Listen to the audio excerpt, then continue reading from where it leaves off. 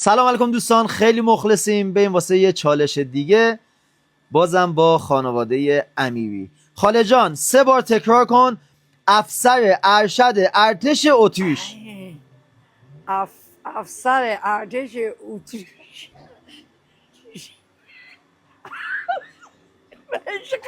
افسر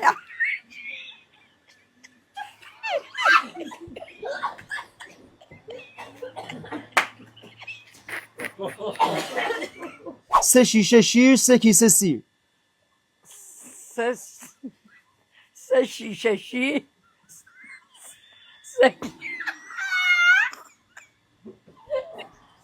خاله تکرار کن. سه شیشه شیر، خاله 3 بار تکرار کن. کد پستی پشت پستچی. کود پوستی پوست چی کود پوستی پوست کوچی.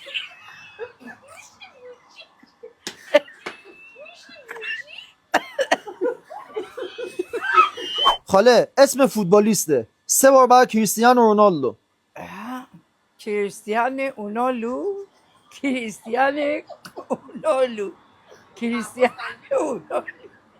خاله اسم یه خواننده است. 3 بار تکرار کن. جنیفر لوپز. جیلیفر لوپز.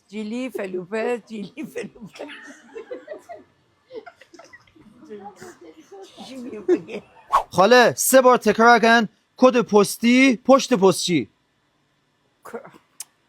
کود پوستی پشت پوستی کود پوستی پشت کود پوستی پشت.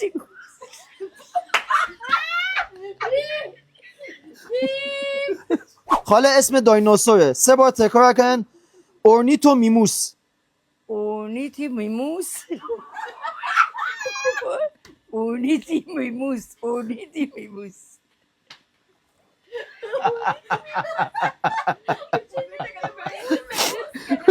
میموس نه. آقا چالش سخت‌تر بیه. حمید چه داون.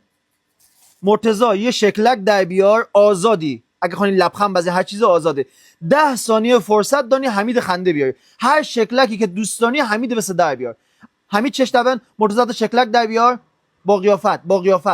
خب اول من نگاه کن. اول من شکلک در بیار. اسا حمید نگاه کن.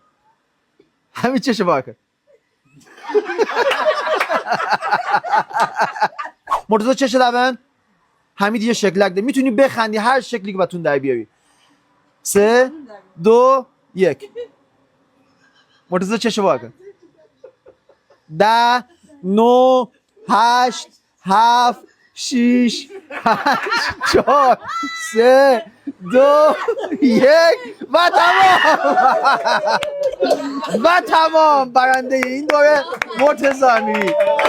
حمید داداش ناموسن نظافت نکن. چی بیه جنگل آموزون بیه.